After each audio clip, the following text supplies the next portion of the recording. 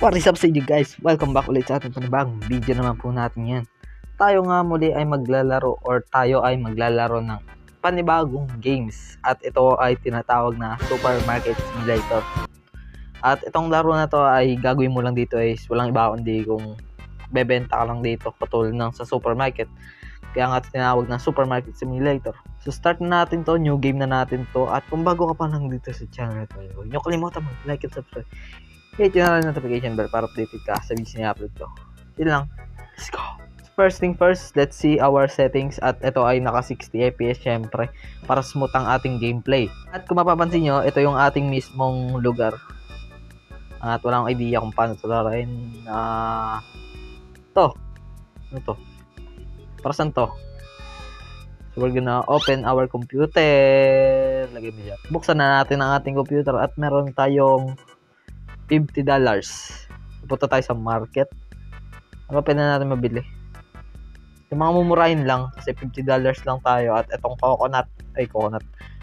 Basta ito $35 to, so medyo mahal. So dito lang tayo sa tinapay. Isa niyan. Tapos isang oil. Purchase na natin yan. There we go. Pero ito na yung ating order. Pick up this. So tayong oil. Uy. Ayun. Meron tayong tinapay dito. There we go. Buksan mo yan. Ilagay mo yan dyan. Yun. Tapos, presyon mo yan. Ano ba ito presyon? Uy!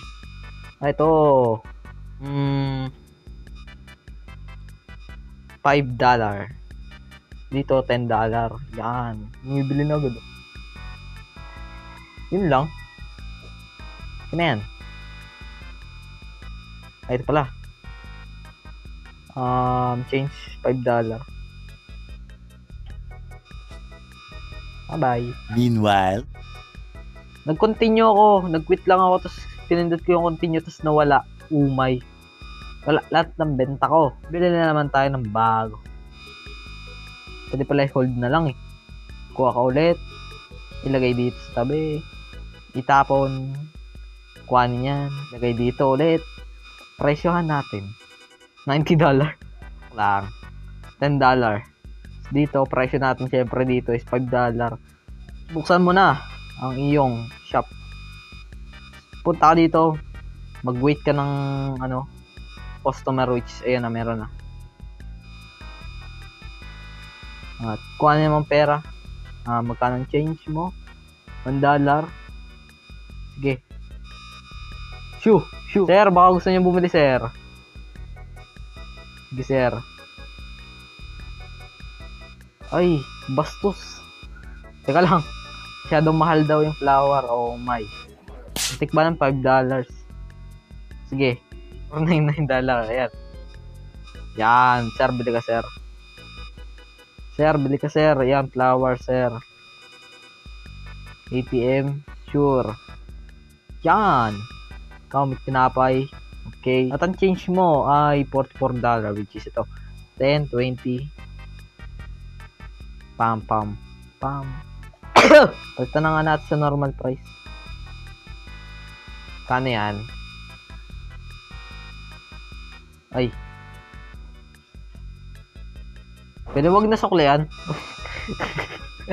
hindi ko na sinuklian. Yan. Sir, bili ka, sir. Sir, bili ka, sir. Miss. Bili ka na, miss. Uy. Get! $5.99. Ayan. Shoo. Yun lang. Oil lang bibili mo. $2.50. Sir, ito lang din. Okay. Okay na ATM mo. Buti pa to, walang reklamo. Shoo. $1 na lang at 1 cent na lang, sir. Shoo. Kabili muna tayo ng iba pa. May $100 na tayo. Bili tayo nito. Ay, hindi. Isa lang. Ito. Parang gastos ko naman yata. Ano ko to bibilin? Kulang na ba ako sa pera?